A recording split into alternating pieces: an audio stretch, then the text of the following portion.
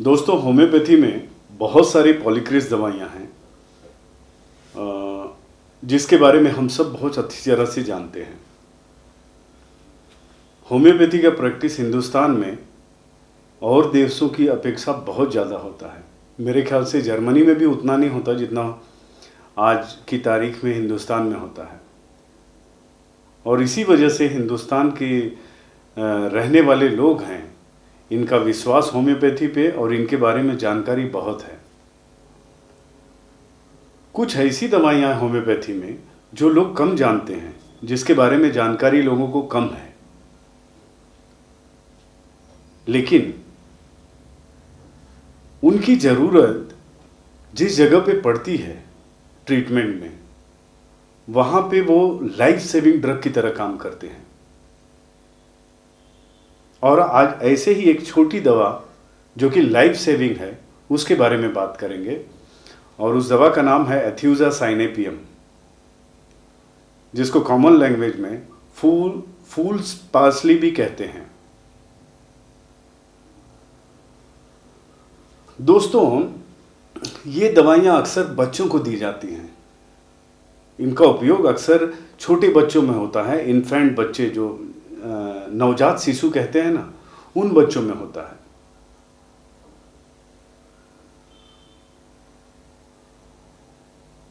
और अक्सर इसका उपयोग गर्मी में होता है, गर्मी के सीज़न में, समर सीज़न, या फिर डेंटिशन के टाइम, जब बच्चों को दांत आने वाला हो तब।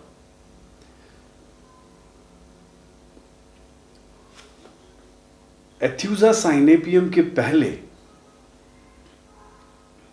जब कभी भी बच्चों को कॉलरा या कॉलरा इन्फेंटम होता था, तो होम्योपैथी में उतनी अच्छी दवाइयाँ नहीं थी। बिफोर एथ्यूजा, आई एम टेलिंग, एथ्यूजा के पहले। तो जब भी छोटे बच्चों को कॉलरा इन्फेंटम होता था, तो माँ डर जाती थी कि अब मेरा बच्चा नहीं बचेगा। Now undertaker will come and take away my child. So एक मृत्यु की मोहर लग जाती थी उसके जिस्म पे, ऐसा मान के चलते थे। लेकिन उसके बाद जब ये एथ्यूजा का, उसके बाद और भी काफ़ी दवाइयाँ आई, लेकिन पहले एथ्यूजा आई, जिससे बहुत सक्सेसफुली होम्योपैथिक डॉक्टरों ने कॉलरा इन्फेंटम ठीक किया। अब देखते हैं कैसे इसके सिम्टम्स वगैरह देखते हैं हम लोग। समर सीजन में समझिए, एक छोटा सा बच्चा है, नवजात शिशु है, और एक लेडी है जो अपने डोमेस्टिक कामों में हमेशा उलझी हुई रहती है, बिजी रहती है, उसको वर्कलोड है, वो अपना काम करते रहती है, ऑक्यूपाइड रहती है। She has to finish her work. जब भी बच्चा रोता है तो वो लेडी आती है और उसको फीड करा देती है, ब्रेस्ट फीडिंग। फिर थोड़ी देर बाद रोया, फिर ब्रेस्ट फीडिंग करा देती है। फिर 20-25 मिनट बाद रोया, फिर ब्रेस्ट फीडिंग करा देती है। जनरली अगर दूध है तो उसे डाइजेस्ट होने में 2 से ढाई घंटे लगते हैं दोस्तों। और 2 से ढाई घंटे के बाद अगर बच्चा रोता है तो हमको ये एज्यूम कर लेना चाहिए या मान लेना चाहिए कि उसे भूख लगा होगा। लेकिन दूध पीने के बाद अगर 20-25 मिनट बाद ही बच्चा फिर रो रहा है, तो ज़्यादा मुमकिन है कि वो भूख के वजह से नहीं रो रहा है। उसके रोने के और भी कारण होते हैं, लेकिन ये चूंकि ये लेडी अपने काम में ऑक्यूपाइड रहती है एंड वो चाहती है कि ये बच्चा शांत हो जाए ताकि मैं अपने घर का काम पूरा फिनिश कर सकूं। इस चक्कर में वो बच्चे को फ्रीक्वेंटली ब्रेस्ट फीडिंग कराती है। अब होता क्या है, इससे इस बच्चे का डाइजेशन इम्पेयर्ड हो जाता है, डाइजेशन कमज़ोर होने लगता है या कमज़ोर हो जाता है। तो दूध पिलाने के बाद, जब ये बच्चा बीमार हो जाता है, उसके बाद की स्थिति बता रहा हूँ। दूध पिलाने के बाद जैसे ही दूध पेट में जाता है, थोड़ी देर बाद जब वो पार्टली कर्ड बन जाता है और पार्टली मिल्क रहता है, उस अवस्था में उस दूध का वॉमिटिंग होता है। और जब उल्टी होता है तो उस छोटे से बच्चे को दूध और दही से मिक्स किया हुआ एक जैसे सॉल्यूशन टाइप रहता है, उस तरह का वॉमिटिंग होता है। उसमें आधा दही दिखता है, आधा दूध। कभी कभी तो दही के टुकड़े जैसा इतना बड़ा टुकड़ा रहता है कि माँ खुद सरप्राइज हो जाती कि अरे बाप रे, इतना बड़ा टुकड़ा इसके माउथ से आया कैसे, इसने कैसे वॉमिट किया।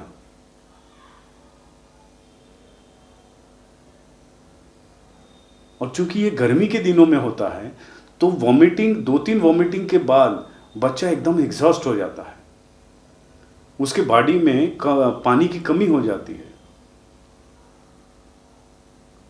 उसकी आंखें अंदर धंसने लगती हैं, नोज के यहाँ ये पोर्शन यहाँ पे ये सिंक होने दबने लगता है,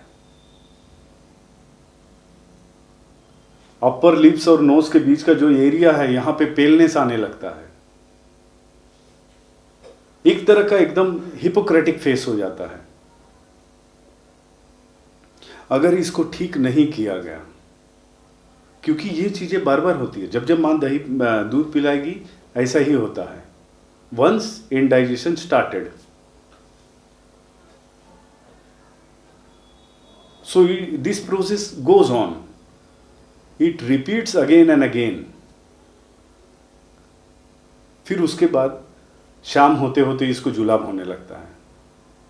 you cannot say diarrhoea, totally diarrhoea नहीं कह सकते, क्योंकि वो स्लिमी और चिपचिपा भी होता है, तो उसे आप डिसेंट्री भी कह सकते हैं।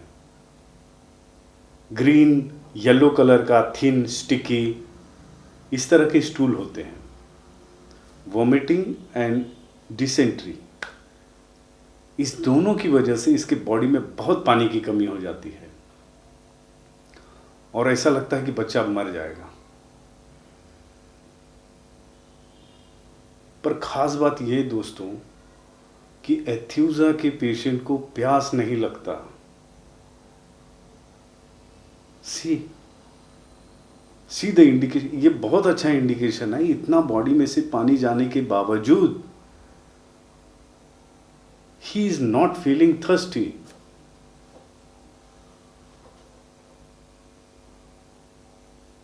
और इसे प्रॉपरली ठीक नहीं किया गया तो बच्चा 2 या 3 दिन तक ही जी पाता है। इतना तेजी से प्रोस्ट्रेशन होता है, एक वॉमिटिंग हुआ इतना उसका एनर्जी निकल जाता है ना कि वो टोटली प्रोस्ट्रेशन, एग्जॉस्शन, वीकनेस, जो भी आप कह सकते हो, हर एक उल्टी के बाद ये होता है, एकदम कमजोर बेजान सा हो जाता है।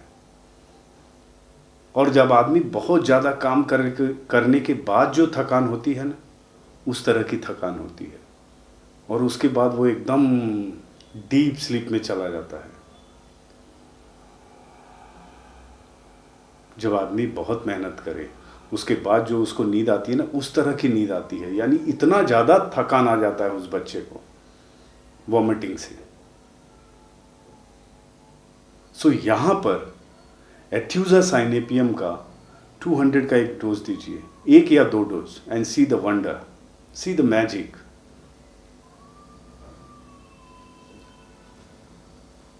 दूसरे पैथी के लोग सरप्राइज होंगे कि ये शुगर पिल्स में ऐसी क्या चीज़ है, कोई एंटीबायोटिक नहीं दिया, कुछ भी नहीं दिया, और 7-8 शुगर के पिल्स दे दिया और उससे ये क्योर हो गया कॉलरा इन्फेंटम।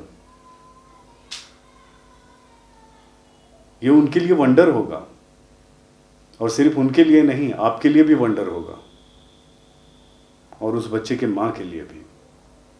सो यहाँ पर एथ्यूजा साइनेपियम बहुत अच्छा काम करती है दोस्तों। सेकेंड है जहाँ पे ये इसका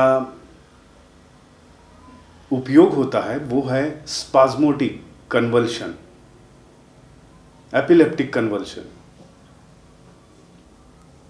यहाँ पर भी एथ्यूजा का बहुत उपयोग है, पर यह बच्चों में ही अक्सर होता है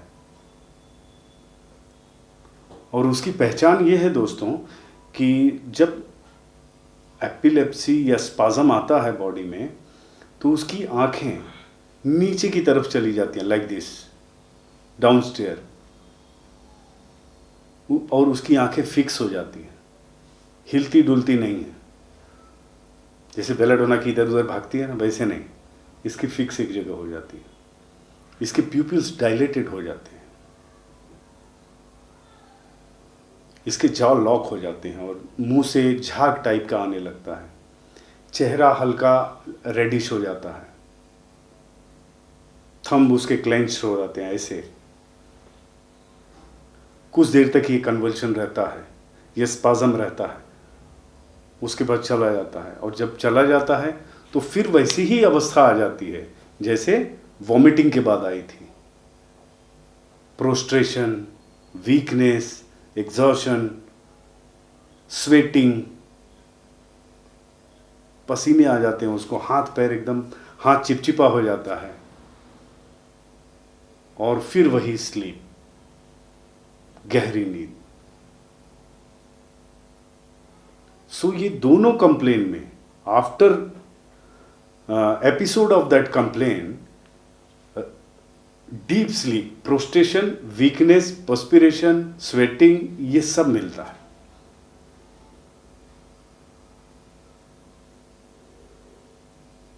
गॉट इट?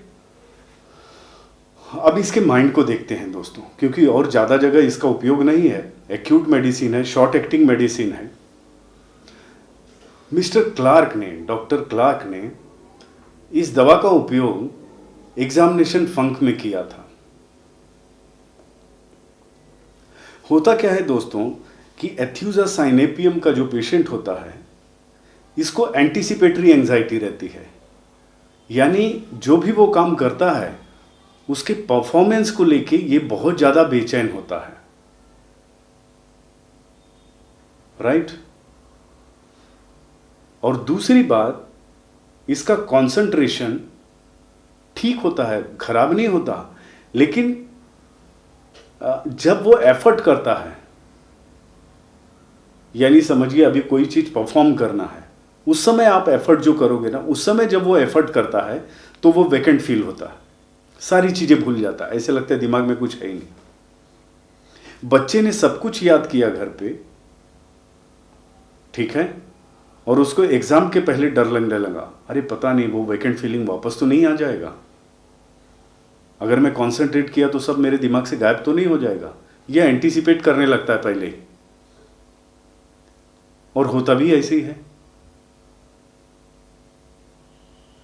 सो इस सिम्टम को मद्देनजर रखते हुए डॉक्टर क्लार्क ने बहुत सारे लोगों को एग्जामिनेशन फंक के लिए इस दवा का उपयोग किया था।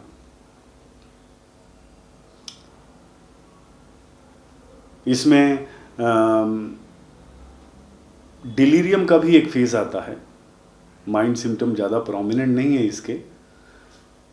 उस डिलीरियम में इसे ऐसे लगता है कि मेरे घर में जो जानवर हैं यहाँ से वहाँ भाग रहे हैं, जैसे कैट है, डॉग है, और एक बहुत प्रोमिनेंट चीज़ है वो है कि पेशेंट को ऐसे महसूस होता है कि घर के कॉर्नर, एक कॉर्नर से दूसरे कॉर्नर पे चूहा दौड़ के जा रहा है, माउस, वॉट एवर इट में बी, और रैट, या फिर उसके चेयर के नीचे से वो दौड़ के जा रहा है। लेकिन ये फेज डिलीरियम में होता है दोस्तों, जब पेशेंट अपनी शुद्धि में नहीं होता। और शुद्धि पे कब नहीं होगा? जब वो ओवर एक्सर्शन करेगा, जब उसके बॉडी की सारी एनर्जी चली जाएगी, उसका माइंड प्रॉपर काम नहीं करेगा, प्रोस्टेशन है, एग्जॉर्शन है, ब्रेन थक जाता है, उस समय की अवस्था ये हो सकती है।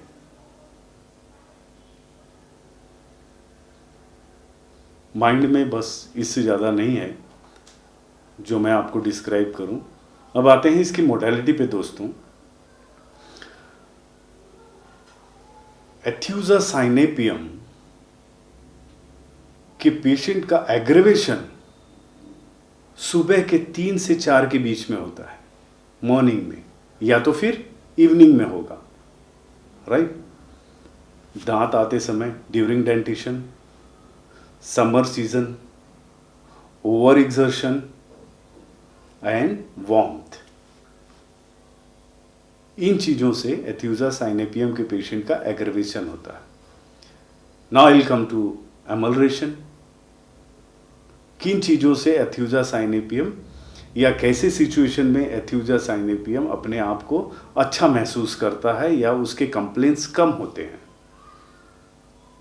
और वो है खुली हवा। खुली हवा में जाने से या खुली हवा में टहलने से, या अगर एथ्यूजा साइनेपियम के पेशेंट से आप बात करेंगे, कन्वर्सेशन करेंगे, तो भी उसे आराम मिलता है। लेकिन खुली हवा में जाने से दो चीज़ें बढ़ जाती हैं एथ्यूजा साइनेपियम की। एक है उसका गुस्सा और दूसरा है उसका अपसेंट माइंड है, भुलक्कड़पना है ना, वो खुली हवा में जाने से बढ़ जाता है। It's a very short acting medicine, very limited medicine, but a life saving medicine. अगर आप एक होम्योपैथ डॉक्टर हैं तो आने वाला टाइम समर सीजन का है, अपने किट में इसको जरूर रखना। और जो होम्योपैथिक डॉक्टर नहीं हैं, ये सारे इन्फॉर्मेशन देखिए। मैं कहूँगा तो नहीं कि आप सेल्फ मेडिकेशन करो या खुद से दवा लो, लेकिन एथ्यूजा साइनेपियम के जब भी लक्षण दिखें आपको, तो आप देने की बजाय, आपको पता है कि ये बहुत तेजी से प्रोग्रेस होगा ये बीमारी, तुरंत डॉक्टर के पास जाएं। He will help you out. दोस्तों, दैट्स ऑल अबाउट एथ्यूजा साइनेपियम। मुझे बताइए आपको ये वीडियो कैसा लगा। कुछ राय देना है या कुछ पूछना है तो कमेंट बॉक्स में ज़रूर मुझे बताइएगा। Thank you very much.